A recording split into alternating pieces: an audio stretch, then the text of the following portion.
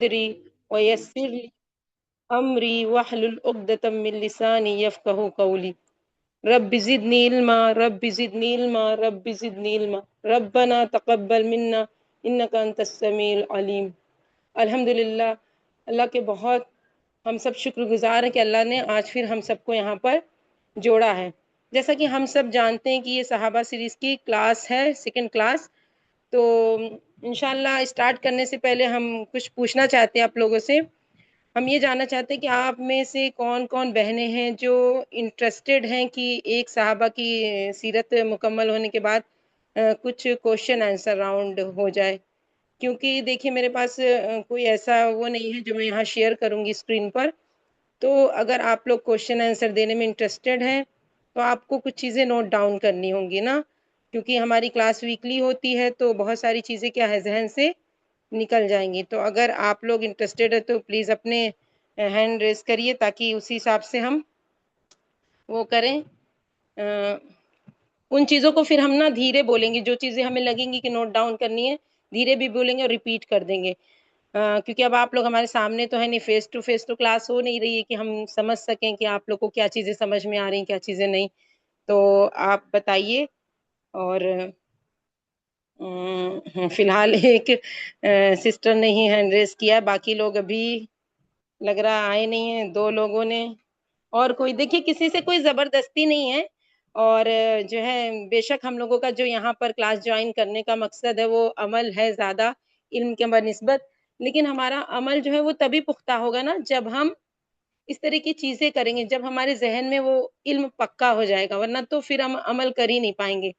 اور سبھی بہنیں ہیں جو بہت مصروف رہتی ہیں اور بہت مشکل سے ہی ٹائم نکال پاتی ہوں اس کلاس کے لیے، لیکن دیکھیے کوشش کرنی چاہیے نا، اور کوشش جب ہم کریں گے تو انشاءاللہ تعالی اللہ بھی ہمارے لیے آسانی پیدا کرے گا۔ اور ایسا نہیں ہے کہ سبھی لوگ ایک ہی دن ہی مصروف ہوں، ہر بار آپ نہیں نوٹ ڈاؤن کر سکتی، ہو سکتا ہے کبھی کبھی مصروفیت زیادہ ہوتی ہے نا تو ہم بس جسٹ کلاس لے لیتے ہیں، لیکن کچھ نوٹ کرنے کی سچویشن میں نہیں ہوتے ہیں، تو لیکن ایسا سبھی بہنوں کے ساتھ تو نہیں ہوگا۔ اور کوشش کریے، اور دیکھیے کسی بھی قیمتی چیز کو حاصل کرنے کے لیے انسان کو محنت اور مشقت تو کرنی ہوتی ہے۔ اور اس سے بھی قیمتی کیا چیز ہوگی جو ہم یہاں پر وقت اپنا دے رہے ہیں، یہ سب سے قیمتی ہے، کیونکہ دیکھیے یہ دین کی محفل ہے، دین کی کلاس ہے، اور ساتھ ہی ساتھ علم کی بھی ہے۔ یہاں پر ہم اللہ کا ذکر کرتے ہیں اور اللہ کی دین کے علم کی چیزیں سیکھ رہے ہیں۔ تو جو علم کی جو کلاس ہوتی، جب علم کے لیے بندہ نکلتا تو کیا ہے وہ نفل نماز سے بھی زیادہ افضل ہے۔ تو ہم میں سے بہت ہی کم لوگ ہوں گے جو آدھا گھنٹہ یا 1 گھنٹہ نفل نماز پڑھتے ہو، لیکن اگر ہم یہاں پر سنسیئرلی سنتے ہیں تو ہمارا اس سے بھی زیادہ ثواب کا باعث ہوگی۔ تو چلیے ٹھیک ہے، پھر ہم شروع کرتے ہیں۔ اگر کسی کو کوئی چیز نہیں سمجھ میں آئے گی تو لاسٹ میں آپ لوگ پوچھ لیجیے گا، میں بتا دوں گی انشاءاللہ۔ تھوڑا سا لاسٹ جو ہماری کلاس ہوئی تھی اس کا تھوڑا سا 1-2 منٹ کا ہم ریویژن کر دیتے ہیں، پھر ہم شروع کرتے ہیں۔ جیسا کہ ہم لوگ جانتے کہ صحابہ کون تھے، آپ صلی اللہ علیہ وسلم کی امت کے وہ خوش نصیب شخص تھے جنہوں نے ایمان کی حالت میں آپ صلی اللہ علیہ وسلم سے ملاقات کی، اور اسی ایمان کی حالت میں وہ اس دنیا سے رخصت ہو گئے۔ اب ہمارے لیے ان کی سیرت کو جاننا کیوں ضروری ہے؟ ہم سب جانتے ہیں کہ ہمارے لیے ہمارے جو آئیڈیل ہیں وہ کون ہے؟ آپ صلی اللہ علیہ وسلم۔ لیکن قرآن میں سورہ بقرہ میں اللہ تعالیٰ کیا فرماتے ہیں کہ اگر وہ ایمان لے آئے جیسا کہ تم ایمان لائے ہو، اس میں تم کون ہے؟ آپ یہ صحابہ کرام ہیں، اور وہ کون ہے؟ ہم لوگ۔ اگر ہم لوگ صحابہ کرام جیسا ایمان لے آئیں گے تو ہی ہم ہدایت پر ہوں گے۔ تو اگر ہمیں ہدایت چاہنی ہے تو ہمیں ان کا ایمان دیکھنا، یہ ایمان کے کس لیول پر تھے، اور ہمیں ویسے ہی ایمان لانے کی پوری کوشش کرنی ہے۔ اور اسی طرح سورہ توبہ میں بھی اللہ تعالیٰ نے فرمایا ہے کہ اور جو سب سے پہلے ایمان والوں میں اور ایمان لانے والے مہاجروں میں سے بھی اور انصار میں سے بھی، یہ مہاجر اور انصار کون تھے؟ یہی صحابہ کرام لوگ تھے، اور وہ جنہوں نے ان کو فالو کیا احسان کے ساتھ، اللہ ان سے راضی ہو گیا۔ تو اگر ہم اللہ کی رضا حاصل کرنا چاہتے ہیں تو ہمیں ان کو فالو کرنا ہے۔ اسی طرح نبی صلی اللہ علیہ وسلم نے بھی ہمیں تاکید فرمائی ہے کہ تم میری سنت اور میرے بعد خلفائے راشدین کی سنت کو لازم پکڑنا۔ تو اس لیے ہمارے لیے بہت ضروری ہے کہ اگر ہم صراط مستقیم پر چلنا چاہتے ہیں تو ہمیں دیکھنا ہے کہ ان کا راستہ کیا تھا. کیونکہ دیکھیے کبھی نہ کبھی ہمارے لوگوں کے من میں یہ بھی آتا ہے کہ آپ صلی اللہ علیہ وسلم تو نبی تھے، امت کے لیے بھیجے گئے تھے، انہوں نے جو جد و جہد کی ہم کہاں کر سکتے. لیکن یہ جو صحابہ کرام لوگ تھے یہ تو ہم جیسے کامن ہی مین تھے نا، ایسے ہی تھے جیسے ہم لوگ تھے. ان میں سے تو کتنے ایسے تھے جو پہلے ایمان بھی نہیں لائے ہیں، وہ بعد میں لے کے آتے. تو یہ ان کی جب ہم انشاءاللہ تعالی سیرت جانیں گے تو ہمارے لیے بہت ساری چیزیں نصیحت کی ملیں گی. آج ہم سب سے پہلے حضرت ابو بکر صدیق رضی اللہ عنہ کے بارے میں جانیں گے، جو کہ آپ صلی اللہ علیہ وسلم کی وفات کے بعد سب سے پہلے خلیفہ بنے تھے، اور عشرہ مبشرہ میں سے بھی سب سے فرسٹ نمبر پر انہی کا نام ہے. یہ وہ شخصیت ہے جن کے بارے میں آپ صلی اللہ علیہ وسلم نے فرمایا اگر اپنی امت میں سے میں کسی کو خلیل بناتا تو حضرت ابو بکر صدیق رضی اللہ عنہ کو بناتا. یہ صحیح بخاری اور صحیح مسلم کی حدیث ہے. اچھا، ان کا جو اصل نام تھا حضرت ابو بکر صدیق کا عبداللہ تھا، اور ان کا پورا نام عبداللہ بن عثمان بن عامر. یہ اپنی کنیت ابو بکر سے پہچانے جاتے تھے. کنیت مس نک نیم ہوتا ہے. جیسا ہم لوگ آج بھی دیکھتے ہیں کہ بہت سارے لوگ جو ہوتے ہیں اپنے نک نیم سے ہی پہچانے جاتے ہیں، ان کا جو ریئل نیم ہوتا ہے وہ بہت کم لوگ جانتے ہیں.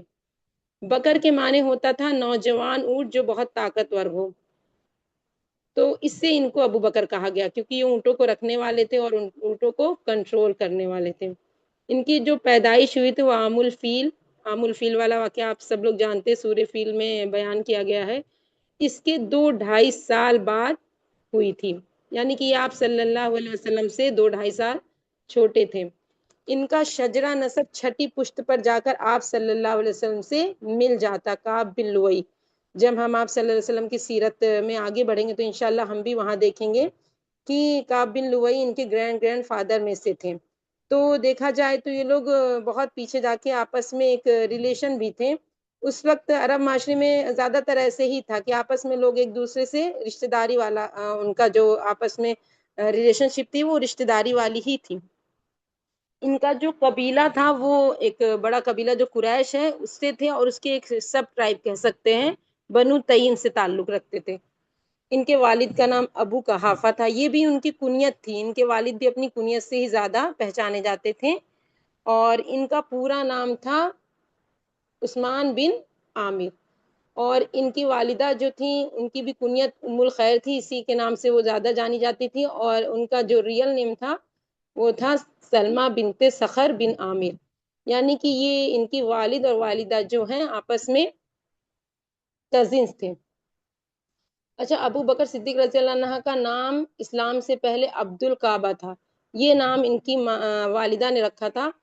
کہا جاتا ہے کہ ان کی والدہ کے بچے زندہ نہیں رہتے تھے، تو انہوں نے کیا کیا، ایک بار منت مانگی کہ اگر میرا یہ بچہ زندہ رہا تو میں اسے کعبہ کی خدمت کے لیے دوں گی. پھر جب یہ اسلام لے آئے تو آپ صلی اللہ علیہ وسلم نے ان کا نام عبداللہ رکھا. اور ان کا جو لقب ہے ابو بکر جس سے یہ پہچانے جاتے، یہ کیسے ہوا؟ جب معراج کا واقعہ پیش آیا تو آپ صلی اللہ علیہ وسلم کی بات کو سب نے رد کر دیا. کسی کو یہ ماننے کو تیار ہی نہیں تھا کہ ایک رات میں آپ صلی اللہ علیہ وسلم نے اتنا لمبا سفر بیت اللہ سے بیت المقدس کا طے کیا ہوگا. تو اس وقت جو ہے ابو جہل ابو بکر صدیق رضی اللہ عنہ کے پاس گیا اور وہ کہنے لگے کہ اب کیا کہیں گے، آپ کے نبی تو یہ کہہ رہے ہیں. تو حضرت ابو بکر صدیق رضی اللہ عنہ نے پوچھا کہ آپ صلی اللہ علیہ وسلم خود یہ فرما رہے ہیں؟ تو ابو جہل نے کہا ہاں. تو پھر سچ ہی کہہ رہے ہیں. اور یہ کیا بات ہے، میں تو اس سے بھی بڑی بات مان گیا کہ آسمان سے ان کے پاس وحی آتی ہے. پھر اسی طرح ایک بار کیا ہوتا ہے کہ آپ صلی اللہ علیہ وسلم احد پہاڑ پر چڑھ رہے تھے، اور آپ صلی اللہ علیہ وسلم کے ساتھ حضرت عثمان رضی اللہ عنہ، حضرت عمر رضی اللہ عنہ اور حضرت ابوبکر رضی اللہ عنہ بھی تھے. تو احد پہاڑ خوشی سے جھومنے لگا. آپ صلی اللہ علیہ وسلم نے کہا ٹھہر جا اے احد، تیرے اوپر ایک نبی ہے، ایک صدیق ہے اور 2 شہید ہیں. آگے ہم دیکھیں گے یہ جو 2 اور صحابی تھے عثمان اور حضرت عمر، یہ دونوں شہادت کا درجہ پاتے ہیں. ان کا جو پیشہ تھا تجارت کا تھا، کپڑے کے تجارتی تھے یہ، اور بہت ہی زیادہ جسے کہیں گے سکسیسفل بزنس مین تھے، کیونکہ ان کا اخلاق بہت اچھا تھا. دیانت دار تھے، امانت دار تھے اور کبھی جھوٹ نہیں بولتے تھے، اور ان کی شخصیت بہت ہی زیادہ اچھی تھی۔ تو جب اس طرح کا کوئی بھی انسان ہوگا تو ہر کوئی ان کے ساتھ اپنا بزنس کرنا چاہے گا۔ اسی طرح ان کے پاس انساب کا علم تھا، یعنی کہ نسب کا علم تھا، اس میں یہ ماہر تھے۔ جیسے کسی کا صرف بیک گراؤنڈ نہیں جانتے تھے، ان کے باپ، پھر دادا، پھر پردادا اور پیچھے کی جو بھی پشتیں ہوتی تھی ان کے پاس علم تھا۔ آپ صلی اللہ علیہ وسلم خود ان کے بارے میں فرماتے ہیں، ابو بکر قریش میں علم الانساب میں ماہر تھے، اور جب آپ صلی اللہ علیہ وسلم کبھی بھی تبلیغ کے لیے جاتے تھے تو ان کو یہ ساتھ لے جاتے تھے نا، اور ان سے پوچھتے تھے کہ جی یہ لوگ ہیں، ان کی کیا خصوصیت ہے۔ تو اس سے دیکھیے بہت فرق پڑتا تھا تبلیغ پر، کیونکہ جب آپ کسی کے سامنے کوئی بات بتا رہے ہیں، تبلیغ کر رہے ہیں، تو اگر آپ کو اس کا بیک گراؤنڈ پتا ہو، ان کی خاصیت پتا ہو، تو اس سے تبلیغ کرنے والے کو ایک آئیڈیا ہو جاتا ہے نا کہ ہمیں کس طریقے سے سامنے والے کے لیول پر جا کر بات کرنی ہے، تاکہ اس کے لیے آسان ہو جائے چیزوں کو ماننا۔ اور اچھا اتنا سب کچھ یہ جانتے تھے، مطلب جب نسب کے بارے میں ان کو اتنا علم تھا تو ظاہر سی بات ہے اس کی خوبیاں اور خامیاں دونوں ان کو معلوم تھی، لیکن کبھی بھی کسی کے نسب میں انہوں نے کوئی خامی نہیں نکالی، کبھی کسی کی برائی نہیں کی، اتنی عزت والے شخص تھے۔ اور آج ہم لوگ دیکھیں ہم لوگوں کا کیا حال ہے نا، ہم لوگ تو کتنی جلدی کہہ دیتے ہیں ارے اس کا خاندان ایسا ہے، اس کی کاسٹ ایسی ہے، کتنا زیادہ کاسٹسزم چلتا ہے کہ بیکورڈ کاسٹ کے ایسے ہیں ویسے، اور پھر اگر کسی کے خاندان میں کوئی ایک خراب کام کر جاتا ہے تو اس کی آنے والی نسلوں کو بھی سننا پڑتا ہے ہمیشہ کے لیے، مطلب لوگ بھولتے نہیں ہیں، اچھائیاں تو لوگ بھول جاتے ہیں لیکن خامیوں کو دہراتے رہتے ہیں۔ اور اس طرح شادی بیاہ کا معاملہ ہونا تو پھر ہم لوگ کیا کرتے ہیں، بالکل بیک بیک میں جا کے تلاشتے رہتے ہیں برائیاں۔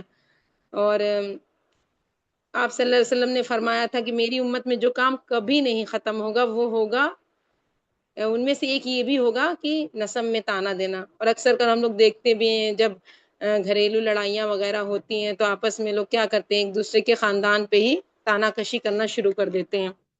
تو اللہ تعالی ہم سب کو اس سے بچائے۔ اور اسی طرح یہ خوابوں کی تعبیر بھی کر لیتے تھے۔ ان کا جو حلیہ مبارک تھا، وہ ان کا جو رنگ تھا وہ سفید تھا، اور چہرہ باریک تھا، بہت ہی زیادہ ہی دبلے پتلے تھے۔ ان کی آنکھیں روشن تھی، پیشانی کشادہ، ناک باریک، اور ان کا قد جو تھا وہ لمبا تھا، ان کی رانیں سخت تھی، اور جب ان کے بال سفید ہو گئے تو مہندی اور کسمہ نام کی ایک بوٹی تھی، اس کو ملا کر یہ بال میں رنگتے تھے۔ ان کا اخلاق اتنا اچھا تھا کہ اپنی قوم کی ہر دل عزیز شخصیت تھی، سب کوئی ان سے محبت کرتا تھا، سب کوئی انہیں پیار کرتا تھا، کیونکہ یہ کبھی کسی کو نقصان نہیں پہنچاتے تھے، سبھی کے لیے ہیلپ فل تھے، بہت ہی زیادہ ان کی آواز جو تھی سافٹ اسپوکن جسے کہہ سکتے ہیں، بہت ہی پولائٹ تھے، رحم دل تھے، اور اتنے اچھے اخلاق کے مالک تھے، لیکن جب بھی کوئی ان کی تعریف کرتا تو کہتے ہیں اے اللہ تو میرے بارے میں مجھ سے زیادہ جانتا ہے، اور میں اپنے بارے میں اس سے زیادہ جانتا ہوں، اے اللہ مجھے اس سے بہتر بنا دے جو یہ میرے بارے میں گمان کرتے ہیں، اور اے اللہ جو یہ نہیں جانتے اس پہ مجھے معاف کرنا، جو یہ کہہ رہے اس پر میری پکڑ نہ کرنا۔ سوچئے اتنا سب کچھ خوبیوں کے ہوتے ہوئے بھی اگر کوئی ان کی تعریف کر دیتا تھا تو یہ اللہ سے کس طریقے سے معافی مانگتے تھے کہ اگر کسی نے ان کے بارے میں وہ چیزیں کہہ دی جو ان کے اندر نہیں ہے، وہ خصوصیت، تو اللہ کہیں پکڑ نہ لے اس پر۔ اور آج ہمارا کیا حال ہے نا، ہم لوگ تو جھوٹی تعریف بٹورنے میں لگے رہتے ہیں، وہ کام جو ہے جو ہم نے خود کیا بھی نہیں ہوتا نا، اور اس طرح ظاہر کرتے کہ ہم نے کیا ہے، اور پھر سامنے والا تعریف کرتا ہے تو کتنا زیادہ خوش ہو جاتے ہیں۔ تو ہمیں اپنا جائزہ لینا چاہیے کہ میری زبان، میرے اخلاق اور میرے بیہیویئر سے کیا لوگ مجھ سے تنگ آ جاتے ہیں، مجھ سے دور چلے جاتے ہیں، کیا میں لوگوں کو نفع پہنچاتی ہوں کہ نہیں، اور میرا لوگوں کے ساتھ معاملہ کیسا ہے، میری آواز کیسی ہے، میں لوگوں کے ساتھ کیسا بولتی ہوں نا۔ تو خاص کر ہم بہنوں کو بہت ضرورت ہے نا، ہم لوگ اکثر کر جھنجھلا جاتے ہیں، جھلا جاتے ہیں بچوں پر، تو اس لیے اللہ تعالی ہم سب کو ہدایت دے۔ آپ صلی اللہ علیہ وسلم نے ان کے بارے میں فرمایا کہ میری امت سے سب سے زیادہ شفقت کرنے والے حضرت ابوبکر صدیق ہیں، مطلب کہ ان کی امت میں سے حضرت ابوبکر صدیق اور امت سے سب سے زیادہ شفقت کرنے والے تھے، اور انہوں نے کبھی بھی جاہلیت کے دور میں بھی شراب کو ہاتھ نہیں لگایا تھا، اور کبھی بھی کسی بت کو سجدہ نہیں کیا، نہ کبھی کوئی جنا کی، حالانکہ اس وقت عرب معاشرے میں یہ ساری چیزیں بہت کامن تھی، لیکن پھر بھی انہوں نے نہیں کیا. بہت ہی زیادہ عزت دار شخصیت تھے. اپنے بارے میں یہ خود فرماتے ہیں کہ ایک بار میرے والد ابو قحافہ میرا ہاتھ پکڑ کر بت خانے لے گئے اور کہا یہ سونے چاندی سے بنے عالیشان خوشبوؤں والے خدا ہیں تیرے، ان کی عبادت کو اپنا طریقہ بنا. تو جب وہ چلے گئے تو میں ایک بت کے قریب گیا. میں نے اس سے کہا مجھے بھوک لگی ہے، مجھے کھانا کھلاؤ. جواب نہیں دیا اس نے. پھر میں نے کہا میرے پاس کپڑے نہیں، مجھے کپڑے پہناؤ. کوئی جواب نہیں ملا. بالآخر میں اس گونگے بہرے بت کو ایک پتھر مارا، وہ منہ کے بل زمین پر گر گیا. مطلب سوچئے کہ ان کو پہلے سے ہی اس چیز کا تھا کہ اگر یہ خدا ہیں اور خالق ہیں یہ بت، تو یہ ساری چیزیں یہ دے مجھے. لیکن جب انہوں نے نہیں دی تو اس کو انہوں نے زمین پر گرا دیا. شروع سے ان کو بت پرستی سے کراہت تھی. ابھی حالانکہ اسلام آیا نہیں تھا، لیکن پھر بھی یہ شرک سے کیا تھے، بیزار تھے.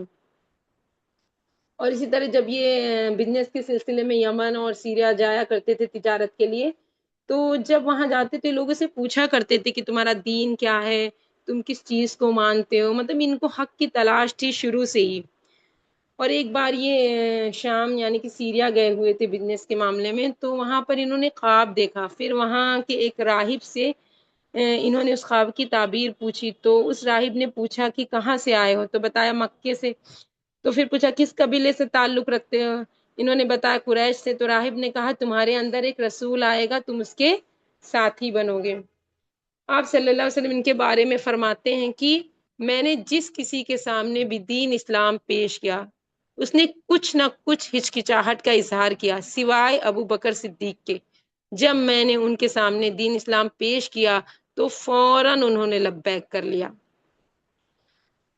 اور ایسا نہیں تھا کہ فوراً اسلام قبول کرنے کے بعد یہ مطلب بیٹھ گئے اور اپنے ایمان کو انہوں نے چھپا لیا. ان کے اندر ایسی تڑپ تھی کہ جس خیر کو میں جان گیا ہوں وہ لوگوں تک پہنچ جائے.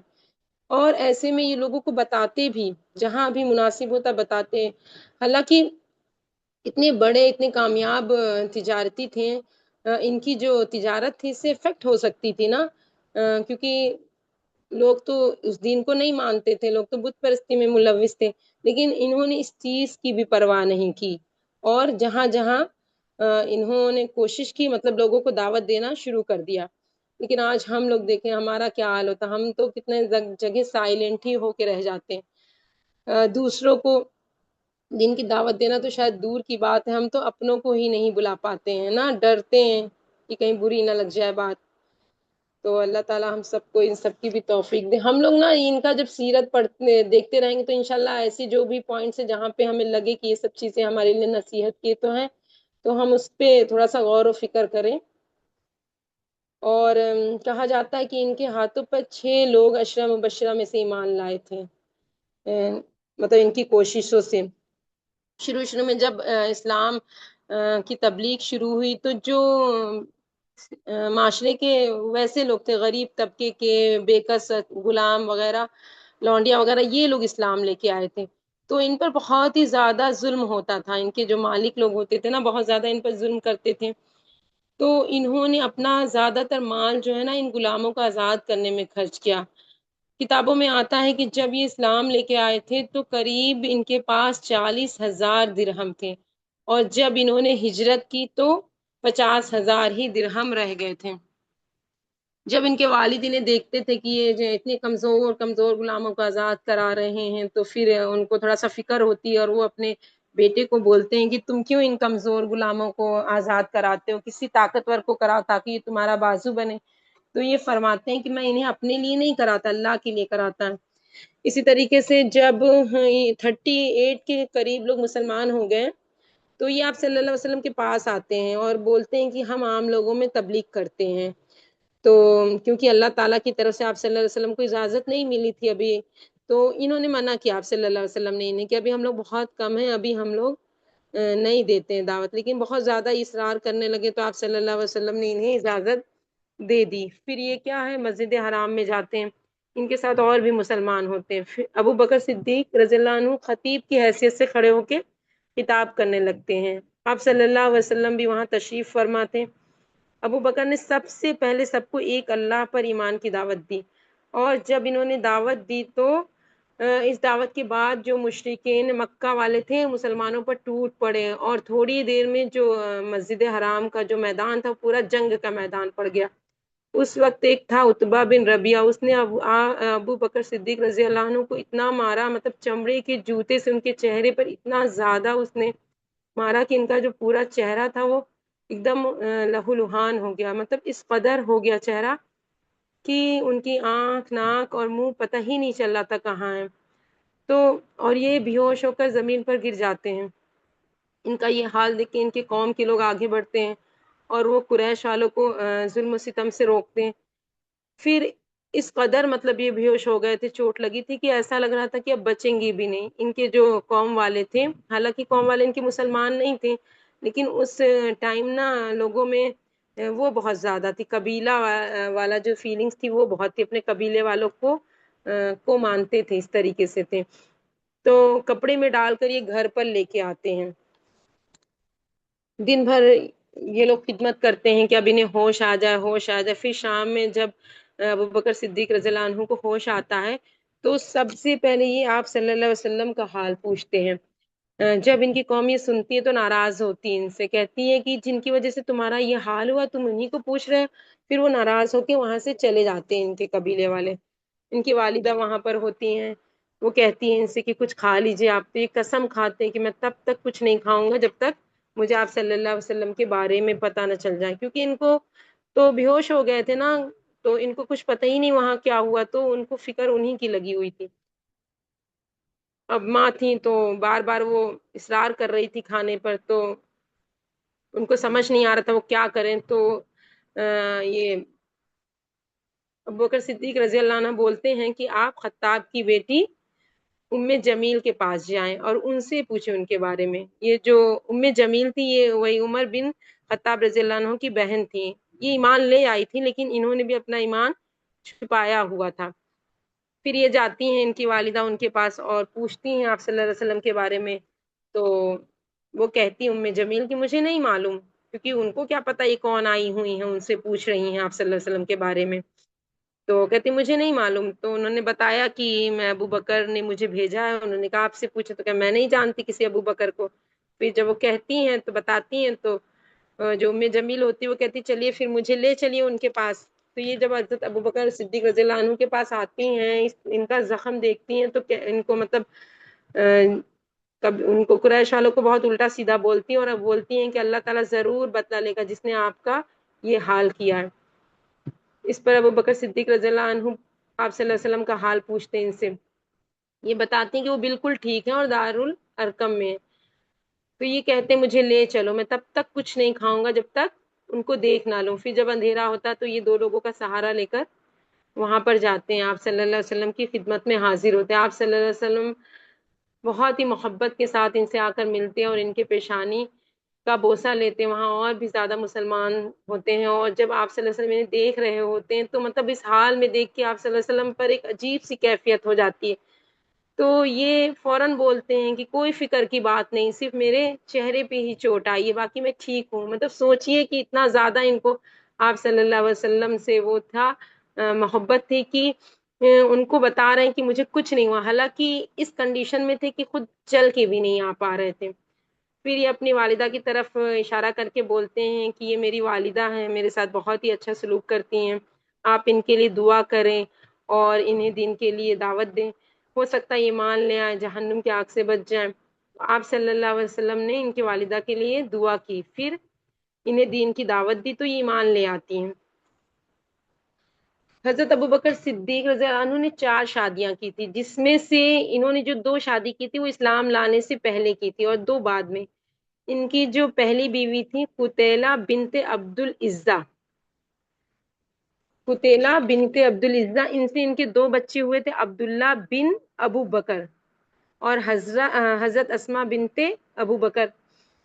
تو یہ جو عبداللہ بن ابو بکر، عبداللہ ان کے بیٹے کا نام بھی تھا، لیکن بعد میں ان کا جو ہے ابو بکر صدیق رضی اللہ عنہ کا نام آپ صلی اللہ علیہ وسلم نے بعد میں عبداللہ رکھا تھا نا اسلام لانے کے بعد، اور یہ ان کا بچہ اسلام لانے سے پہلے کا ہی تھا۔ اور دوسری شادی انہوں نے ام رومان سے کی تھی، جن سے عائشہ رضی اللہ عنہا اور عبد الرحمن 2 بچے تھے۔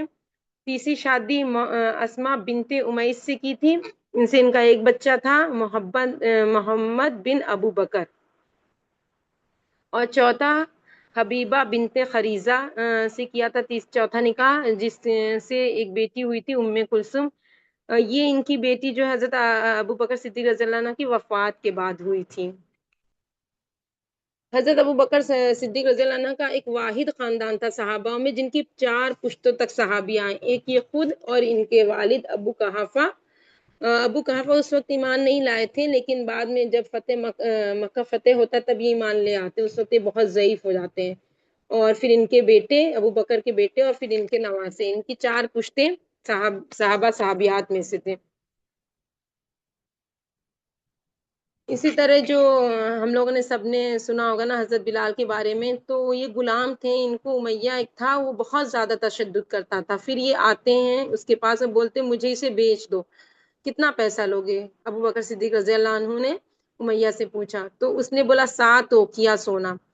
तो इन्होंने दे दिया। और जब ये हजरत बिलाल रज़ियल्लाहु अन्हु को लेके जाने लगे, तो ये पीछे से उमैया कहता है कि इसके बदले तो अगर तुम 1 दिनार भी दे देते तो मैं ले लेता। तो फिर इन्होंने जवाब दिया कि अगर 100 ओकिया सोना भी तुम मांगते तो मैं दे देता। इस तरह इन्होंने हजरत बिन फहीरा एक गुलाम थे, इनको भी आज़ाद कराया। एक जिनेरा नाम की लौंडी गुलाम थी, इनको भी इन्होंने आज़ाद कराया। इसको इतना ज़्यादा काफिरों ने मारा था कि ये अंधी हो गई थी। और फिर काफी लोग कहते थे कि इन पर हमारे बुतों की मार पड़ी है, जो इनकी बिनाई चली गई है। तो इस पर इन्होंने अल्लाह से दुआ की थी, तो इनकी बिनाई लौट आई थी। फिर इसी तरीके से नबीना नाम की एक लौंडी गुलाम थी, जिन्हें जाहिलियत के दौर में उमर रज़ियल्लाहु अन्हु बहुत ज्यादा टॉर्चर करते थे और इतना मारते थे इन्हें। और जब मारते मारते थक जाते थे तो कहते थे कि मुझे तुम पर रहम नहीं आया है जो मैं रुक गया हूँ, मैं तो थक गया हूँ इसलिए मैं रुक गया। जहां जहां भी इनको पता चलता कि मुसलमानों पे जुल्म सितम हो रहा है, खासकर गुलाम पर, वहां ये पहुंच जाते और आजाद कराते थे। एक बार क्या होता है कि इनके जो कबीले वाले होते हैं इनका साथ नहीं देते हैं और इनसे अपनी हिफाजत प्रोटेक्शन यानी कि अमान को हटा लेते हैं। उस जमाने में अगर किसी कबीले की प्रोटेक्शन किसी पे रहती थी तो वो रह सकता था सेफली माशरे में। अगर कोई हटा लेता था तो समझ लीजिए कि अब उसका कोई भी पूछने वाला नहीं, कोई भी मार दे उसके साथ, कोई भी मारपीट कर दे, कोई नहीं पूछने आने वाला था। तो एक बार फिर इन्होंने इरादा किया हबशा की तरफ हिजरत का, अपना सामान बांधा और एक मकाम पर पहुंचे तो वहां इन्हें अहाबीश का सरदार इब्ने दगाना मिला। ये जो इब्ने दगाना था उस वक्त मुसलमान नहीं था, तो पूछा इनसे कि कहाँ का इरादा है। ये कहने लगे यहाँ के लोग मुझे एक अल्लाह की इबादत नहीं करने देते, लिहाजा मैं यहाँ से जा रहा हूँ, ऐसी जगह मैं अल्लाह की इबादत कर सकूं। उसने कहा ये नहीं हो सकता, आप जैसे लोग यहाँ से चले जाएं। आप उन लोगों में से हैं जो मुफलिसों और बेकसों की मदद करते हैं, कराबतदारों का ख्याल रखते हैं, मेहमान नवाजी करते हैं, मुसीबत ज़दा के काम आते हैं। आपको कोई नहीं निकल सकता, मैं अमान दूंगा आपको। फिर ये मक्का के सरदार के पास जाते हैं और कहते हैं कि ये मेरे अमान में रहेगा। मक्का के सरदार कहते हैं ठीक है, लेकिन एक शर्त है कि ना तो ये खुल्लम खुल्ला सबके सामने नमाज पढ़ेगा और ना ही कुरान को बुलंद आवाज में पढ़ेगा। इस शर्त पे अबू बकर सिद्दीक रज़ियल्लाहु अन्हु मक्के में रह जाते हैं। सोचिए कि एक इंसान जो इनके कबीले में से भी नहीं था, मुसलमान भी नहीं था, फिर भी उसने इनकी शख्सियत के बारे में क्या अजीम गवाहियां दी ना। तो हम इससे ही पता कर सकते हैं कि क्या इनका जो किरदार था। अब लेकिन फिर ये जब नमाज वगैरह पढ़ते और वो कुरान की किरात करते तो इनकी किरात सुन के जो कुरैश के बच्चे हैं औरतें जमा होने लगी थी। उनके दिलों पर एक अजीब सा असर होता इसका। तो कुरैश वालों को तो इसी चीज का डर था। तो फिर ये इब्ने दगीना के पास आते हैं और उससे कहते हैं कि तुम इनसे अपना अमान वापस ले लो। तो फिर ये ले लेते हैं। तो ये कहते हैं ठीक है ले लो, अल्लाह मेरे लिए काफी है। फिर इन्होंने मक्का में आप सल्लल्लाहु अलैहि वसल्लम से अपनी बेटी आयशा रज़ियल्लाहु अन्हा का निकाह कर दिया था। और उस वक्त जो है, क्योंकि शुरुआत में मुसलमानों को इजाज़त नहीं थी ना सबके सामने नमाज पढ़ने का या जो है खुल के दीन का की तबलीग करने का, तो इन्होंने दारुल अरकम में भी अपना हिस्सा डाला था, मतलब फाइनेंस किया था उसे। और इसी तरीके से मस्जिद नबी के बारे में आता है रिवायत के मुताबिक کہ اس کو بھی انہوں نے خرید کے آپ صلی اللہ علیہ وسلم کو دیا تھا اس کی تعمیر کے لیے. سوچئے کہ مطلب ایسی جگہ انہوں نے اپنا شیئر ڈالا کہ آج تک وہ چیزیں ہیں، اور جب تک لوگ اس میں آتے رہیں گے، نماز پڑھتے رہیں گے، سب لوگ ان کے لیے کیا ہے، صدقہ جاریہ بن جائیں گے. اس وقت جب مکہ میں تھے تو روم اور فارس کی جنگ ہوئی تھی، تو فارس جو تھے وہ فتح ہو گئے تھے، ایرانی یعنی کہ، اور مسلمان روم کے ساتھ تھے، کیونکہ روم جو تھے وہ اہل کتاب میں سے تھے اور فارس مشرکین میں سے تھے. تو کفار مکہ کہا کرتے تھے کہ یہ ہمارے بھائی ہیں، اور جیسے انہوں نے یعنی کہ فارس لوگوں نے، مشرکوں نے روم اہل کتاب پر قبضہ کر لیا اور انہیں ٹیک اوور کر لیا، ایسے ہم بھی تم پر غالب آ جائیں گے. پھر اسی وقت اللہ تعالیٰ نے جو ہے سورہ روم اتاری، اور جس کی وہ شروعاتی 4 آیتیں غلبت الروم کی، ان قریب روم فتح ہو جائے گا. جب یہ آیت آتی ہے تو پھر یہ کفار لوگوں کے پاس جاتے ہیں اور کہتے ہیں کہ خوش ہونے کی ضرورت نہیں ہے، کچھ عرصے میں روم فتح کر لے گا فارس کو. تو لوگوں کو یقین نہیں تھا، کیونکہ اس وقت بہت زیادہ کنڈیشن بری تھی روم کی. تو کفار مکہ لوگ ان سے کہتے شرط لگاتے، تو یہ کہتے ٹھیک ہے. تو 10 اونٹوں کی شرط لگتی اس وقت کہ اگر روم فتح ہو جائے گا تو کفار 10 اونٹ دیں گے، اور اگر فارس فتح ہو جائے گا تو ابو بکر صدیق رضی اللہ عنہ دیں گے. پھر یہ آپ صلی اللہ علیہ وسلم کے پاس جاتے ہیں اور بتاتے ہیں کہ میں نے اس طرح شرط لگائی ہے. تو آپ صلی اللہ علیہ وسلم نے انہیں بتایا کہ 10 سنین کا مطلب 3 سے 9 سال ہے، تم 9 سال کی شرط لگاؤ. اور یہ اس وقت کی بات ہے جب اسلام میں ابھی شرط لگانا حرام نہیں ہوا تھا. پھر ابو بکر صدیق رضی اللہ عنہ 9 سال کی شرط لگاتے ہیں، اور اونٹ کی بھی کوانٹٹی یہ بڑھا دیتے ہیں، 100 کر دیتے، کیونکہ اس وقت کفار مکہ کو یقین ہی نہیں تھا کہ ایسا کبھی ہو سکتا ہے کہ روم فتح ہو جائے گا. لیکن ان کو تو اللہ کی آیت پہ اتنا زیادہ یقین تھا کہ اگر اللہ نے یہ بات کہی ہے تو یہ سچ ہوگی. تو یہ سوچ کے انہوں نے شرط لگائی. پھر دیکھیے جب ہجرت کر رہے تھے تو یہ لوگ جب ہجرت کرنے لگے تو ابی بن خلف جو تھا، جس سے انہوں نے شرط لگائی تھی، وہ آتا ہے، وہ کہتے ہیں اگر آپ چلے جائیں گے تو اور فارس یعنی ایرانی فتح ہو جائیں گے تو کون دے گا مجھے اونٹ؟ تو یہ کہتے ہیں کہ میرا بیٹا عبد الرحمن دے گا. پھر ہجرت کے بعد کہا جاتا ہے کہ روم فتح ہو گیا، تب ابی بن خلف جو تھا وہ مارا گیا تھا. تو اس کی وراثت میں سے 100 اونٹ دیے گئے تھے انہیں، اور انہوں نے سارے کے سارے اللہ کے راہ میں دے دیے. اسی طرح جب ہجرت کا واقعہ پیش آتا اور سب لوگ ہجرت کر رہے ہوتے تو ابو بکر صدیق رضی اللہ عنہ آپ صلی اللہ علیہ وسلم سے پوچھتے ہیں کہ کیا میں ہجرت کر لوں؟ تو آپ صلی اللہ علیہ وسلم نے کہا آپ جلدی نہ کریں، امید ہے اللہ تعالیٰ آپ کو کوئی ساتھی ہجرت کے لیے دے دے گا.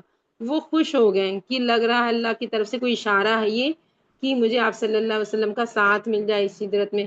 پھر انہوں نے 2 اونٹنیاں پالنا شروع کر دی اور اس کو خوب کھلانا پلانا شروع کر دیا، مطلب ہجرت کی تیاری کے طور پر. اور انتظار کرنے لگے عائشہ کے اللہ تعالیٰ کے حکم کا. عائشہ رضی اللہ عنہا فرماتی ہیں کہ آپ صلی اللہ علیہ وسلم عموماً صبح یا شام کو ہی آتے تھے ان کے گھر، لیکن ایک وقت وہ ایسے وقت پر آئے کی امید نہیں تھی. پھر آپ صلی اللہ علیہ وسلم تشریف لاتے ہیں اور ابو بکر سے عرض کیا انہوں نے کہ گھر والوں کے سوا کوئی ہے تو نہیں، مجھے تم سے بات کرنی ہے. تو انہوں نے کہا نہیں، صرف گھر والے ہی ہیں. پھر آپ صلی اللہ علیہ وسلم انہیں بتاتے ہیں کہ ہجرت کا حکم آ گیا ہے، اور یہ فوراً ہی پوچھتے ہیں کہ کیا اس سفر میں مجھے آپ کی ہمراہی کی سعادت نصیب ہو سکے گی؟ اور جب آپ صلی اللہ علیہ وسلم ہاں کہتے ہیں تو یہ خوشی سے رونے لگتے ہیں. عائشہ رضی اللہ عنہ بتاتی ہیں کہ اگر میں نے اس وقت اپنے باپ کو خوشی سے روتا ہوا نہ دیکھا ہوتا تو میں یقین نہ کرتی کہ کوئی خوشی سے بھی رو سکتا ہے. سوچیے مطلب ان کو کتنی زیادہ آپ صلی اللہ علیہ وسلم کے ساتھ کی خوشی تھی. حالانکہ کتنا مشکل سفر تھا نا ہجرت کا، دشمن پیچھے تھے، لیکن ان کے ساتھ کے لیے کتنا خوش ہوتے ہیں کہ خوشی کے آنسو ہی نکل آتے ہیں. پھر اسی طریقے سے اب کیا کرتے ہیں، جلدی جلدی یہ لوگ تیاری شروع کر دیتے ہیں. پھر جب رات کا پہلا پہر گزر جاتا ہے تو آپ صلی اللہ علیہ وسلم اپنے گھر سے نکلتے ہیں اور ابو بکر صدیق رضی اللہ عنہ کے گھر پہنچتے ہیں. وہاں پر جو حضرت اسماء بنت ابو بکر تھی وہ ان لوگوں کے لیے کچھ راستے کا جیسے کھانا وغیرہ پیک کرتے نا، وہ پیک کرتی ہیں. پھر اس کو باندھنے کے لیے ان کے پاس کچھ ہوتا نہیں ہے تو کیا کرتی ہیں، اپنا کمر بند نکال کر اس کے 2 ٹکڑے کرتی ہیں اور ایک کو اپنے کمر میں باندھ دیتی ہیں اور دوسرے کو اس پوٹلی جو کھانے والی ہوتی توشا یعنی کہ اس کو باندھ دیتی. اس پر انہوں نے آپ صلی اللہ علیہ وسلم نے جیت النطاقین یعنی کہ 2 کمر بندوں والی کا لقب دیا تھا.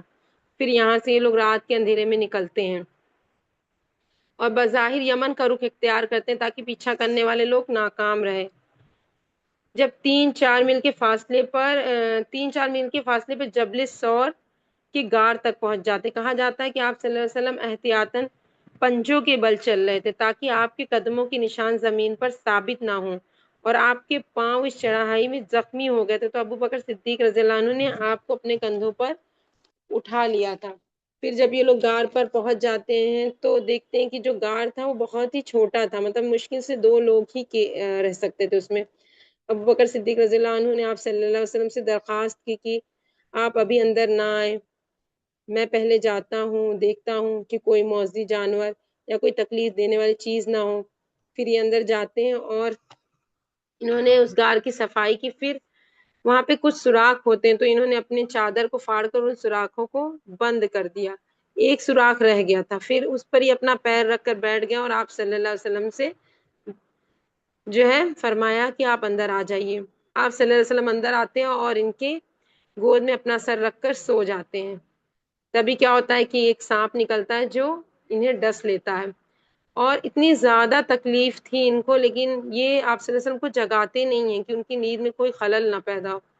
اور جب ان کے آنسو آپ صلی اللہ علیہ وسلم کے چہرے مبارک پر پڑتے تو جگ جاتے ہیں، اور وہ پوچھتے ہیں کہ ابو بکر تمہیں کیا ہوا ہے؟ تو یہ عرض کرتے ہیں میرے ماں باپ آپ پر قربان ہوں، مجھے کسی موجی جانور نے ڈس لیا۔ پھر آپ صلی اللہ علیہ وسلم نے اپنا لعاب دہن ان کے اس جگہ لگائے تو ان کی تکلیف چلی گئی۔ اس طرح یہ لوگ اس غار میں 3 دن تک رہتے ہیں، اور اس 3 دنوں میں ان کی جو پوری فیملی ہوتی نا، پوری فیملی ان کے مقصد میں مطلب ملوث رہتی ہے۔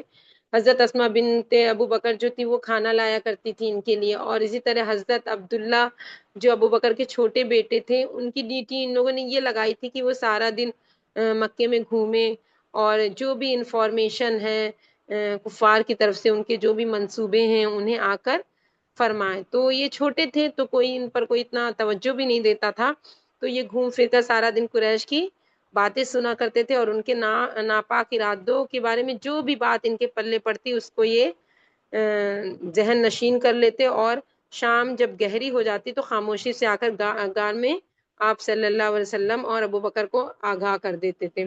اسی طرح ابو بکر صدیق رضی اللہ عنہ کا غلام عامر بن فہیرہ یہ اپنی بکریاں چراتے ہوئے اس پہاڑی تک پہنچ جایا کرتے تھے، اور جب رات کا ایک حصہ گزر جاتا تو اپنی ایک بکری لے کے ان کے پاس جاتے تھے تاکہ یہ لوگ مطلب اس کا دودھ پی لے، اور جاتے اور لوٹتے وقت یہ جو اسماء بنت ابو بکر ان کے اور ان کے بیٹے عبداللہ کے جو پیروں کے نشان ہوتے تھے وہاں تک جانے کے، اس طرح بکریوں کو اس پر چراتے تھے کہ وہ نشان ان کے مٹ جائیں اور دشمن پہنچ نہ پائے۔ پھر ادھر کیا ہوتا ہے، جب کافروں نے دیکھا کہ آپ صلی اللہ علیہ وسلم نکل گئے تو انہوں نے کہا ایک دم وہ ہو گئے غصے سے، اور انہوں نے منصوبہ بنایا کہ اب ہم انہیں نہیں چھوڑیں گے، اور انہوں نے اعلان کر دیا قریش والوں نے کہ آپ صلی اللہ علیہ وسلم اور ابو بکر رضی اللہ عنہ دونوں میں سے کسی ایک کو زندہ یا موت شدہ حالت میں اگر کوئی بھی لے آئے گا تو اسے 100 اونٹ انعام دیا جائے گا۔ اور تمام جو مکہ کے راستے تھے اس پر ان لوگوں نے سخت پہرا بیٹھا دیا۔ اب جو وہاں کے بڑے بڑے سردار تھے انہوں نے کیا کیا، ایک کھوجی کو ہائر کیا۔ یہ کھوجی کیا تھے کہ مطلب کھوج کرنے کے لیے بہت تیز ہوتے تھے، اور یہ کھوجی جو تھا ان کے قدموں کے نشان کو ٹریس کرتے کرتے اس پہاڑ تک پہنچ گیا، نیچے تک۔ پھر بولا کہ یہاں تک تو وہ آئے ہیں اور پھر کہاں گئے نہیں معلوم۔ اور یہ لوگ غار کے اوپر ایسے کھڑے تھے کہ صحیح بخاری میں آتا ہے کہ حضرت انس رضی اللہ عنہ سے مروی روایت میں ہے کہ ابو بکر صدیق رضی اللہ عنہ بیان کرتے ہیں میں غار میں آپ صلی اللہ علیہ وسلم کے ساتھ تھا، جب میں نے سر اٹھا کر دیکھا تو مجھے ان لوگوں کے پاؤں نظر آئے جو ہمارے تعاقب میں نکل آئے تھے۔ میں نے عرض کیا اللہ کے رسول میرے ماں باپ آپ پر قربان ہوں، یہ لوگ تو سر پر آر پہنچے ہیں، اگر ان میں سے کوئی نیچے جھانک لے تو ہمیں دیکھ لے گا۔ اس پر آپ صلی اللہ علیہ وسلم نے فرمایا ابو بکر تم ان 2 شخصوں کے بارے میں تمہارا کیا خیال ہے جن کا تیسرا اللہ ہے؟ پھر اسی مقام پر ان کو اللہ تعالیٰ نے سورہ توبہ میں فرمایا ہے جب وہ دونوں غار میں تھے تو नबी सल्लल्लाहु अलैहि वसल्लम अपने साथी से कह रहे थे, गम ना करो, यकीनन अल्लाह हमारे साथ है। देखिए अबू बकर के और इनके इस गार में होने के वाक़यों का अल्लाह ताला ने अपनी किताब में ज़िक्र फरमा दिया, और यहाँ पर अल्लाह ने इनको आप सल्लल्लाहु अलैहि वसल्लम का साथी कहा है। और यही वो वाक़या था जहाँ पर रवायतों में आता है कि किसी कबूतरी ने अंडा दे दिया था, या मकड़ी ने जाला बुन दिया था, जिससे ये जो खोजी थे तलाश में आए थे, तो इस जाले को और कबूतर के अंडे को देखकर इन्होंने अंदाज़ा लगाया कि गार में कोई नहीं होगा, और ये लोग वापस चले जाते हैं। फिर क्या होता है, 3 दिन रहने के बाद चौथे दिन जब मामला थोड़ा ठंडा हो जाता है और इन लोगों की कोशिशें भी ठंडी पड़ जाती हैं, तो ये 2 जो ऊँटनियाँ इन्होंने पाली थी इसके लिए, पहले ही इन्होंने जो अब्दुल्ला बिन उरैक़ित एक था, गाइड था। ये वीरान और जंगली जानवरों से गुज़रने वाले रास्तों में माहिर था। इससे मतलब पहले ही इन लोगों ने मुआहदा कर लिया था कि 3 दिन बाद ऊँटनियाँ लेकर वहाँ पर पहुँच जाना। फिर ये और इनके जो गुलाम थे, आमिर बिन फ़हीरा आ जाते हैं ऊँटनी लेके। अब ये लोग जब जा रहे होते तो कोई आदमी था जो सफ़र से लौट रहा था, इन लोगों को देख लेता है। फिर वो जाकर सुराका बिन मालिक को और बताता है। वो सुराका बिन मालिक अपने दोस्तों के साथ बैठा हुआ होता है, और वो आदमी आकर बताता है कि मैंने अभी तट पर कुछ लोगों को देखा है, और मेरा ख़्याल है कि मोहम्मद सल्लल्लाहु अलैहि वसल्लम और उसके साथी हैं। तो सुराका को लालच आ जाती है, वो सोचता है कि कहीं ऐसा ना हो कि सभी के सभी उठ के चले जाएँ, क्योंकि भाई इन लोगों को ज़िंदा या फौशुदा लाने पे 100 ऊँटों का इनाम था। हम इमेजिन कर सकते हैं ना कि उस ज़माने में 100 ऊँट, या इस ज़माने में भी 100 ऊँट बहुत ही कीमती हैं। तो उसने कहा कि अरे नहीं, ये वो लोग नहीं हैं, बल्कि तुमने फला और फला को देखा होगा, जो अभी-अभी हमारे आँखों के सामने से होकर गए हैं। फिर ये थोड़ी देर वहाँ बैठा रहता है सुराका बिन मालिक, और वहाँ से उठकर अपने घर जाता है, और वहाँ से घोड़ा लेता है और बहुत तेज़ी से घोड़े को भगाते हुए उस तरफ जाता है जिस तरफ उस आदमी ने बताया था। सुराका कहते हैं कि जब मैंने उनको दूर से देखा तो मैं देख रहा था कि एक आदमी कभी आगे जाता, कभी पीछे जाता। ये अबू बकर सिद्दीक रज़ी अल्लाह अन्हु थे, जो कभी आप सल्लल्लाहु अलैहि वसल्लम के आगे जाते और कभी पीछे। जब आप सल्लल्लाहु अलैहि वसल्लम ने इनसे पूछा है, अबू बकर क्यों ऐसा कर रहे हो? तुम कभी आगे जा रहे हो तो कभी पीछे। तो ये कहते हैं कि जब मैं आगे जाता हूँ तो मुझे लगता है कहीं कोई पीछे से आप पे हमलावर ना हो जाए, और इसी तरीके से जब मैं आपके पीछे जाता हूँ तो मुझे लगता है कोई कहीं आगे से ना आप पर हमलावर हो जाए। और जब अबू बकर ने देखा कि एक आदमी पीछे आ रहा और चंद नेज़ों के फासले पे रह गया, तो वो इतना ज़्यादा घबरा जाते हैं, और आप सल्लल्लाहु अलैहि वसल्लम से कहते हैं कि कोई पीछे आ गया है हमारे। तो आप सल्लल्लाहु अलैहि वसल्लम ने दुआ पढ़ी और कहा कि गम ना करो, अल्लाह हमारे साथ है। सुरागा जो अपने घोड़े को लेकर बहुत तेज़ी से इनकी तरफ बढ़ रहा था, अचानक क्या होता है ना कि उसका घोड़ा, हालाँकि वो पथरीली ज़मीन होती है, लेकिन वो धँस जाता है। तो उसे लगता है कि ज़रूर कोई मामला है। तो उस वक़्त लोग ना फ़ाल के तीर निकाला करते थे, तो इसने भी अपना फ़ाल का तीर निकाला ये जानने के लिए कि मैं आगे जाऊँ कि ना जाऊँ। तो जो तीर निकलता है उसके मुताबिक ये था कि आगे मत जाओ। लेकिन लालच इतना ज़्यादा था 100 ऊँटों का, तो फिर भी ये जाता है। फिर जब आगे जाता है, फिर इसका घोड़े के पैर जो हैं उसमें धँस जाते हैं। उसी वक़्त सुराका को ये एहसास हो जाता है कि इनका जो मामला सारी दुनिया में फैल के रहेगा, और अनकरीब मोहम्मद सल्लल्लाहु अलैहि वसल्लम गालिब आकर रहेंगे। फिर यहीं रुक जाता है और इन लोगों को आवाज़ के साथ पुकारता है, और ये लोग रुक जाते हैं, और सुराका अपना घोड़ा लेके इनके पास आता है और उन्हें बताता है कि आपकी कौम ने आपके बदले इनाम का ऐलान कर रखा है, और साथ ही उन्हें तोशा और साज व सामान की भी पेशकश करता है। लेकिन इन लोगों ने इनसे कोई सामान नहीं लिया और ना ही कोई सवाल किया, सिर्फ इतना कहा कि हमारे बारे में राजदारी बरतना, मतलब हमारे बारे में किसी को बताना मत। सुराका ने कहा मेरे लिए अमान लिख दे। जाते जाते नबी सल्लल्लाहु अलैहि वसल्लम ने उससे कहा, ए सुराका, क्या हाल होगा तुम्हारा जब किसरा के कंगन तुम पहनोगे। ये सही बुखारी की हदीस में आता है। सुराका हैरान रह गया, क्योंकि जो किसरा था दुनिया का बहुत बड़ा बादशाह था, लेकिन ये बात आगे जाके सच होती है। उमर बिन खत्ताब के टाइम में जो फारस फतह होता है, तो वो कंगन आते हैं और इसको सुराका को पहनाए भी जाते हैं। तो आप सल्लल्लाहु अलैहि वसल्लम ने जो इसके लिए कहा था वो बात सच हो जाती है। अब जब ये लोग मदीना पहुंचते हैं तो सभी लोग, अच्छा हाँ, और भी बहुत सारे वाक़ये इनके रास्ते में पेश आते हैं, इनमें से 1-2 मैं बता देती हूँ। جب حضرت کے سفر میں یہ دونوں مسافر اپنی منزل کی طرف جا رہے تھے تو راستے میں دیگر راہگیروں سے بھی ان کی ملاقات ہو رہی تھی، کیونکہ عرب قبائل کے لوگ زیادہ تر ابو بکر صدیق رضی اللہ عنہ کو ہی جانتے تھے نا، یہ اکثر کر جایا کرتے تھے تجارت کے لیے۔ تو کسی نے ان سے پوچھا کہ ابو بکر یہ تمہارے آگے کون جا رہا ہے؟ تو ابو بکر صدیق رضی اللہ عنہ نے جواب ایسا دیا کہ رسول اللہ صلی اللہ علیہ وسلم کی پہچان بھی نہ ہو سکے اور ان کا جو دامن تھا صدیق کا اس پر ان پر کوئی دھبا بھی نہ لگے۔ انہوں نے فرمایا یہ وہ شخصیت ہے جو مجھے راستہ دکھاتی ہے۔ چونکہ عرب میں اس وقت نا سفر کے دوران لوگ رہنمائی کے لیے کسی راستوں کے ماہرین کو رکھا کرتے تھے، تو لوگ ان کے جواب سے مطمئن ہو گئے، اور جبکہ ابو بکر صدیق رضی اللہ عنہ کی مراد اس راستے سے تھی جو حق کا راستہ تھا، کہ وہ شخصیت جو مجھے حق کا راستہ دکھاتی۔ پھر اسی طریقے سے سیدنا ابو بکر بیان کرتے ہیں کہ ہم غار سے نکلے، پوری رات اور اگلے دن دوپہر تک چلتے رہے۔ جب گرمی کی شدت سے لوگوں کی آمد کی رفتار کم ہو گئی تو ہم ایک چٹان کے سائے میں آرام کی غرض سے رک گئے۔ میں نے دیکھا کہ ایک چرواہا بکریاں لیے ہماری طرف ہی چلا آ رہا ہے۔ میں نے اس کی اجازت سے ایک بکری کا دودھ نکالا اور نبی صلی اللہ علیہ وسلم کی خدمت میں پیش کرنے کے لیے لے آیا۔ آپ صلی اللہ علیہ وسلم سو رہے تھے، میں نے گانا مناسب نہ سمجھا۔ آپ صلی اللہ علیہ وسلم کے جگنے کا انتظار کرنے لگے۔ پھر جب آپ بیدار ہوئے تو میں نے انہیں دودھ پیش کیا اور آپ صلی اللہ علیہ وسلم نے خوب سیر ہو کے پیا، حتیٰ کہ میں خوش ہو گیا۔ پھر آپ صلی اللہ علیہ وسلم نے فرمایا کہ کوچ کرنا چاہیے؟ میں نے عرض کیا ہاں ضرور کوچ کرنا چاہیے۔ پھر ہم لوگ چل دیے، یہ بخاری کی حدیث میں آتا ہے۔ پھر راستے میں انہیں برئی بن حسیب اسلمی انعام کی لالچ میں اور آپ کو اور ابو بکر صدیق رضی اللہ عنہ کو تلاش کرتے ہوئے ملے، لیکن جب ان لوگوں سے بات کرتے ہیں آپ صلی اللہ علیہ وسلم سے تو پھر ان کا جو منصوبہ رہتا ہے یہ بدل دیتے ہیں، حالانکہ یہ انعام کی لالچ میں ان کو کھوجتے ہوئے آئے تھے۔ اور جب آپ صلی اللہ علیہ وسلم سے ان کی ملاقات ہوتی اور بات ہوتی تو اتنا متاثر ہوتے ہیں کہ اپنی قوم کے جو قریب تقریباً 70 سے آدمی تھے اس کے ساتھ ہی مسلمان ہو گئے۔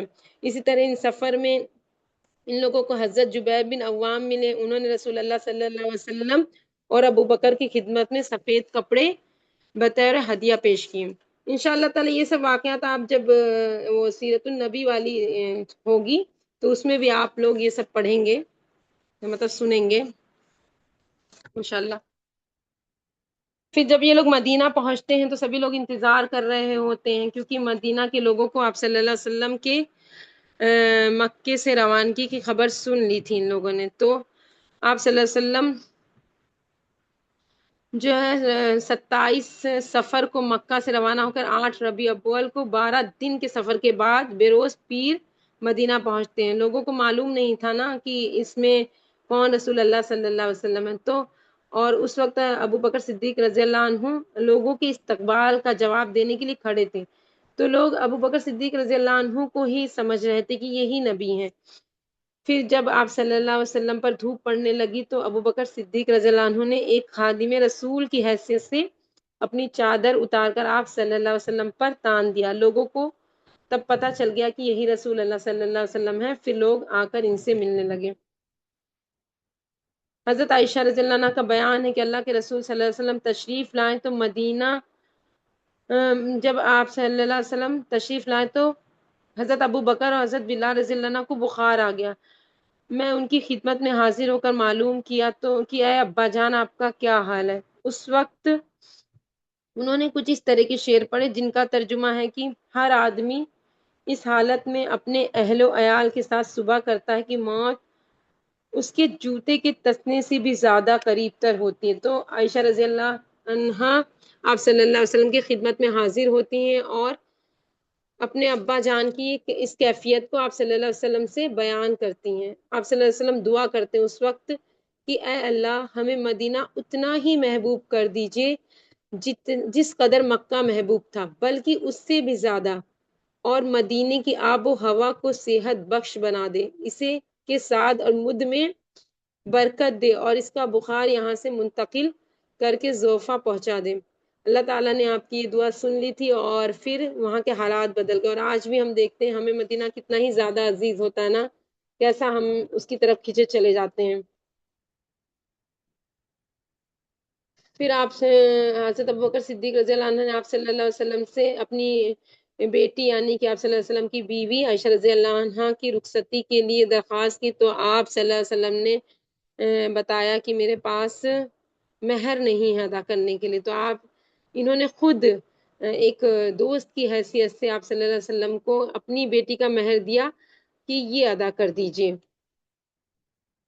پھر اسی طرح ایک بار آتا ہے کہ آپ صلی اللہ علیہ وسلم نے صحابہ کرام سے سوال کیا کہ کون ہے جس نے اللہ کی خاطر نفل روزہ رکھا؟ ابوبکر صدیق رضی اللہ عنہ نے عرض کیا، اے اللہ کے رسول، میں نے روزہ رکھا ہے۔ پھر آپ صلی اللہ علیہ وسلم نے سوال کیا، کون ہے جس نے آج کسی مسلمان کے جنازے میں شرکت کی ہو؟ پھر حضرت ابوبکر صدیق رضی اللہ عنہ نے عرض کیا، اے اللہ کے رسول، میں نے جنازے میں شرکت کی ہے۔ پھر آپ نے پوچھا، کون ہے جس نے کسی مسکین کو کھانا کھلایا ہو؟ انہوں نے جواب دیا، میں نے کھلایا ہے۔ پھر آپ صلی اللہ علیہ وسلم نے پوچھا کہ کون ہے جس نے آج کسی مریض کی عیادت کی ہو؟ حضرت ابوبکر صدیق رضی اللہ عنہ نے عرض کیا، اے اللہ کے رسول، میں نے عیادت کی ہے۔ آپ صلی اللہ علیہ وسلم نے فرمایا، یہ چاروں خوبیاں جس شخص میں جمع ہو جائے وہ جنتی ہے۔ سوچئے، مطلب ایسا نہیں تھا کہ کوئی موقع تھا ایسا جس دن روزہ رکھنا تھا اور یہ سارے نیک کام تھے، یعنی کہ ایسے ہی آپ صلی اللہ علیہ وسلم نے پوچھا تھا اور یہ ساری خوبیاں ان میں مل گئی، یعنی کہ وہ اکثر کر یہ سب چیزیں کرا کرتے تھے، نیکیوں میں بہت زیادہ آگے تھے۔ اسی پر امام مزنی کہتے ہیں کہ صرف نماز روزہ میں آگے نہیں تھے، بلکہ ان کا یقین اللہ پر اور ایمان اتنا زیادہ تھا اور اخلاص ان کے اندر اتنا زیادہ تھا کہ کہیں بھی خیر و بھلائی کے کام ہو یہ اس میں سبقت لے جاتے تھے۔ اور اگر ہم اپنا جائزہ لیں تو آج ہمارا کیا حال ہے؟ ہم تو شاید کسی کو دیکھ کے ہی نیکیوں میں آگے بڑھتے ہیں، یا کبھی کبھی تو وہ بھی شاید نہیں کر پاتے ہیں۔ تو یہاں ہمیں یہ نصیحت ملتی کہ ہمیں بھی نیکیوں میں بڑھ چڑھ کر حصہ لینا چاہیے، اور جب بھی ہمارے سامنے کوئی ایسا بھی خیر اور بھلائی کا کام آئے تو ہمیں اس میں دیر نہیں کرنی چاہیے کہ کوئی ایسا نہ ہو کہ کوئی ہم سے ہی آگے چلا جائے۔ پھر اسی طرح آپ صلی اللہ علیہ وسلم نے ایک بار کہا کہ جس نے اللہ کے راستے میں جوڑا دیا اسے جنت کے دروازے سے پکارا جائے گا، اے اللہ کے بندے، تیرے اور تیرے حق میں بہت بہتر ہے نمازیوں کو نماز کے دروازے سے، مجاہدین کو جہاد کے دروازے سے، صدقہ اور خیرات کرنے والے کو صدقے کے دروازے سے، اور اسی طرح روزے دار کو باب ریان سے، اور تمام دروازے سے لوگوں کو پکارا جائے گا۔ اس پر ابو بکر صدیق رضی اللہ عنہ نے کہا، کتنے اچھے ہیں وہ لوگ جنہیں پکارا جائے نام لے کر۔ پھر انہوں نے آپ صلی اللہ علیہ وسلم سے پوچھا، کیا کوئی ایسا بھی جسے جنت کے سارے دروازوں سے پکارا جائے گا؟ پھر آپ صلی اللہ علیہ وسلم جواب دیتے کہ امید ہے کہ وہ خوش نصیب تم ہوں گے۔ سوچئے، مطلب کہ یہ اتنے عظیم شخصیت ہے کہ انہیں جنت کا ہر دروازہ بلائے گا کہ ادھر سے آئیے، ادھر سے آئیے نا۔ ہم کہیں جائیں اور ہمارے استقبال میں اتنے سارے لوگ کھڑے ہو جائیں نا تو کیسا ہمیں محسوس ہوگا۔ اور یہ واحد صحابی تھے جنہوں نے تمام جنگوں میں حصہ لیا تھا۔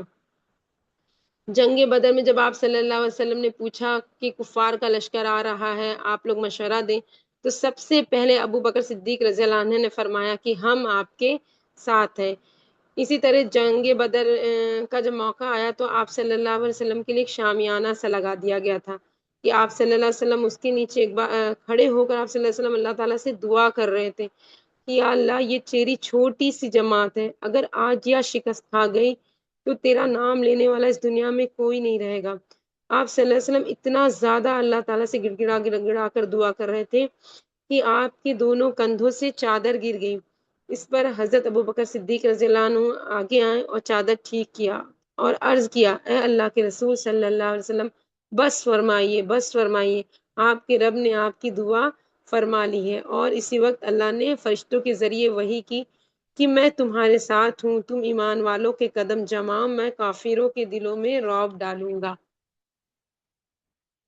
اس جنگ میں کئی ایسے لوگ تھے جو ان مسلمانوں کے رشتہ دار تھے اور وہ بھی مسلمان نہیں ہوئے، تو کفار مکہ کی طرف سے لڑنے آئے تھے، جن میں ان کا بیٹا عبد الرحمن جو عائشہ رضی اللہ عنہا کا بھائی تھا وہ بھی آیا تھا کفار کی طرف سے لڑنے کے لیے۔ تو اب ہم سوچ سکتے ہیں کہ ایسی جنگ جس میں باپ اور بیٹا ایک ساتھ آمنے سامنے ہیں۔ عبد الرحمن بعد میں مسلمان ہوتے ہیں، پھر یہ اپنے ابا سے ایک بار فرماتے ہیں کہ اے ابا جان، اس جنگ میں آپ کئی مرتبہ میری تلوار کے زر میں آئے لیکن میں نے آپ کو چھوڑ دیا یہ سوچ کر کہ آپ میرے والد ہیں. تو اس پر حضرت ابوبکر صدیق رضی اللہ عنہ کہتے ہیں کہ اگر تم میری تلوار کے زر میں آتا تو میں تمہیں نہیں چھوڑتا. مطلب ان کے لیے دین سب سے پہلے تھا، باقی سارے رشتے بعد میں تھے. سوچئے اور آج ہمارا حال کیا ہے. ہمارے لیے سارے رشتے، سارے ناطے اور سارے کام پہلے، دین سب سے بعد میں ہیں. اسی طرح کے جب جو جنگ بدر کی قیدیوں کا معاملہ پیش آیا تو آپ صلی اللہ علیہ وسلم نے ان لوگوں سے مشورہ مانگا. تو سیدنا ابو بکر صدیق رضی اللہ عنہ نے فدیہ لے کر چھوڑنے کا مشورہ دیا ان قیدیوں کو، اور عمر رضی اللہ عنہ نے ان سب کو قتل کرنے کی بات کہی. تو اللہ کے رسول صلی اللہ علیہ وسلم نے اس وقت فرمایا، اے ابو بکر تم حضرت ابراہیم اور حضرت عیسیٰ علیہ السلام کی طرح ہو جنہوں نے کہا تھا اے اللہ جو میری اتباع کرے وہ میرا ہے اور جو میری نافرمانی کرے تو بے شک تو بہت بخشنے والا اور مہربان ہے.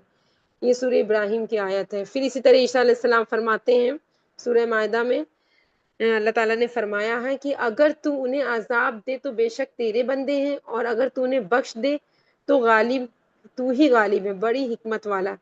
مطلب یہاں پر کیا ہوتا ہے کہ لوگوں کی نافرمانی پر بھی یہاں پر ابراہیم علیہ السلام اور عیسیٰ علیہ السلام ان کی بخشش کے لیے ہی اللہ تعالیٰ سے آس لگا رہے ہیں. اور پھر آپ صلی اللہ علیہ وسلم نے عمر رضی اللہ عنہ کو بولا کہ تم حضرت نوح علیہ السلام کی طرح ہو جنہوں نے کہا تھا اے میرے رب روئے زمین پر کافروں کا کوئی گھر نہ چھوڑنا، اور موسیٰ علیہ السلام کی طرح جس نے فرعون کے لیے بد دعا کی تھی. اسی طرح غزوہ احد جب ہوتا تو یہ آپ صلی اللہ علیہ وسلم کو ڈیفینڈ کرنے کے لیے کھڑے ہوتے ہیں. اور احد میں مسلمانوں کو جب شکست ہو جاتی تو ابو سفیان جو ہوتا ہے وہ احد کی پہاڑی پر جا کر کھڑا ہو گیا اور کہا اس نے جہاں کہنے لگا اب یہ احد پہاڑی پر ہی ہے آپ صلی اللہ علیہ وسلم اور یہ لوگ وہاں پر تھے، پناہ لی رکھی تھی ان لوگوں نے، اور اونچی آواز میں بولنے لگا کیا تم میں کوئی محمد ہے؟ آپ صلی اللہ علیہ وسلم نے کہا خاموش رہو، کوئی جواب نہ دو. پھر جو ہے ابو سفیان نے کہا کیا تم میں کوئی ابو قحافہ ہے، یعنی ابو بکر صدیق رضی اللہ عنہ ہیں؟ لوگوں نے کوئی جواب نہیں دیا. تو اس سے ہم یہاں دیکھتے ہیں کہ کافروں کو بھی پتا تھا کہ آپ صلی اللہ علیہ وسلم کے بعد کس کا نمبر آتا ہے. پھر تیسرا انہوں نے جو ہے سفیان نے پوچھا کہ کیا تم میں کوئی عمر بن خطاب ہے؟ اسی طرح غزوہ بنو مستلق میں جب آپ عائشہ رضی اللہ عنہ کا ہار گم ہو گیا تو آپ صلی اللہ علیہ وسلم نے پڑاؤ ڈال لیا وہیں پر جہاں ان کا ہار گم ہوا تھا، اور صحابہ لوگوں سے ہار ڈھونڈنے کے لیے کہا تو سب لوگ وہیں ٹھہر گئے. لوگوں نے ابو بکر صدیق رضی اللہ عنہ سے کہا یہ کیا بات ہوئی، آپ کی بیٹی کا ہار گم ہونے سے سبھی لوگ مشکل میں پڑ گئے. تو انہیں اپنی بیٹی پر بہت غصہ آیا اور وہ جاتے ہیں اپنی بیٹی کو ڈانٹنے پھٹکارنے کے لیے. تو جب دیکھتے ہیں کہ آپ صلی اللہ علیہ وسلم ان کی گود میں سر رکھ کر سو رہے ہیں تو پھر وہ کچھ نہیں کہتے، بس گھور کے چلے آتے ہیں. پھر اسی طرح اسی حال میں صبح ہو جاتی ہے اور فجر کی نماز کا وقت ہو جاتا ہے اور وضو کے لیے پانی نہیں میسر ہوتا تو یہ پھر سے جاتے ہیں اپنی بیٹی کے پاس اور پھر انہیں پھر گھورتے ہیں اور غصہ ظاہر کرتے ہیں. پھر جب آپ صلی اللہ علیہ وسلم اٹھتے ہیں تو اسی وقت تیمم کی آیت نازل ہو جاتی ہے. تب ایک شخص ان کے پاس آتا اور کہتا اے ابو بکر صدیق تمہارے خاندان کی پہلی خیر نہیں، کتنی بار تمہارے خاندان کی وجہ سے ہمیں خیر ملی. سوچئے مطلب کہ یہاں پر سبھی کے لیے رہے جب تک مطلب ہم لوگ ہیں، اللہ نے ہمیشہ کے لیے تیمم کی آیت نازل فرما دی. اور اسی طرح ایک بار کیا ہوتا ہے کہ حضرت عمر کی بیٹی، حضرت عمر رضی اللہ عنہ کی بیٹی حضرت حبشہ جو تھی وہ بیوہ ہو جاتی ہیں. تو حضرت عمر رضی اللہ عنہ نے سوچا کہ ان کا نکاح کر دے. تو وہ حضرت ابو بکر صدیق رضی اللہ عنہ کے پاس گئے اور کہا کہ وہ ان کی بیٹی سے نکاح کر لے. تو اس پر حضرت ابو بکر صدیق رضی اللہ عنہ چپ رہتے ہیں. پھر وہ حضرت عثمان رضی اللہ عنہ کے پاس گئے، ادھر سے بھی انہیں کوئی جواب نہیں ملا. تو انہیں بہت زیادہ دکھ ہوتا ہے حضرت عمر رضی اللہ عنہ کو کہ میری بیٹی کے ساتھ کسی نے شادی نہیں کی. پھر جب آپ صلی اللہ علیہ وسلم نے انہیں نکاح کا پیغام دیا حضرت حبشہ کو، تب بعد میں حضرت ابوبکر صدیق رضی اللہ عنہ عمر رضی اللہ عنہ کے پاس گئے اور انہوں نے مطلب بتایا کہ مجھے معلوم تھا، آپ صلی اللہ علیہ وسلم اشارتاً بتا چکے تھے اس بارے میں، لیکن دیکھیے انہوں نے آپ صلی اللہ علیہ وسلم کی بات کا بھی راز رکھا. اس وقت بھی انہوں نے یہ نہیں کہا کہ ایسا ہے ایسا اس وجہ سے میں نہیں کر سکتا. لیکن آج ہمارا کیا حال ہے؟ اگر ہمیں معلوم ہو جائے کہ ہماری اس چیز کے انکار کرنے کی وجہ سے سامنے والا ناراض ہو جائے گا اور ہم کسی کا پاس کسی کی بات کا پاس بھی نہیں رکھتے، بتا ہی دیتے اس وقت، اور یہ کہہ کے بتاتے ہیں کہ اگلے انسان کو بتانا مت، اس نے مجھے بتایا تو تھا کہ تمہیں نہ بتاؤں، لیکن اگلے کو پتہ نہیں چلنا چاہیے. تو اس طرح یہ بہت ہی زیادہ رحم دل بھی تھے، لیکن دین کے معاملے میں سخت تھے. ایک بار کیا ہوتا ہے نا کہ کچھ یہودی ہوتے، وہ بیٹھے ہوئے ہوتے اور ان کا عالم بھی بیٹھا ہوا ہوتا ہے وہاں پر، آپس میں یہ لوگ بات کر رہے ہوتے ہیں، تو یہ سوچتے ہیں کہ میں ان کو تبلیغ کرتا ہوں. تو انہوں نے دین کا پیغام ان لوگوں کو دیا. تو اس میں ایک آدمی تھا جس کا نام تھا فنہاس. اس نے کہا ہمیں تو خدا کی ضرورت نہیں ہے، اسے ہماری ضرورت ہے، وہ ہم سے قرضے مانگتا ہے، ہمیں تو اس سے قرضے مانگنے کی ضرورت نہیں، وہ تو خود ہمارا محتاج ہے، اور وہ کیا ہماری مدد کرے گا، ہم تو خود اس کی مدد کرتے ہیں. اس پر ان کو بہت ہی زیادہ غصہ آتا اس آدمی کی یہودی کی بات سن کر، اور یہ بہت ہی زوردار تھپڑ اسے لگا دیتے ہیں. پھر وہ آدمی شکایت لے کر آپ صلی اللہ علیہ وسلم کے پاس پہنچتا ہے. پھر یہ بھی پیچھے پیچھے جاتے ہیں اس کے.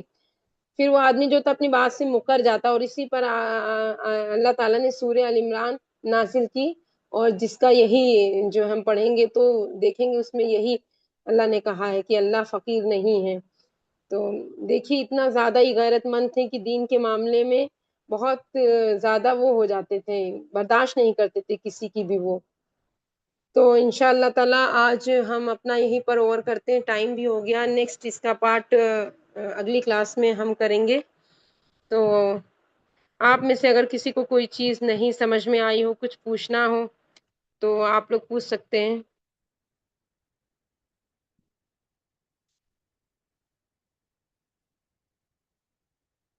جی کسی کو کچھ نہ سمجھ میں آیا ہو تو پوچھ لیجئے.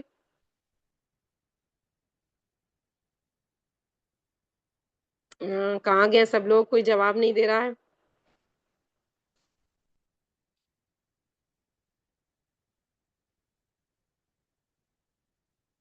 ٹھیک ہے تو پھر ہم دعا پڑھ لیتے ہیں انشاء اللہ تعالی.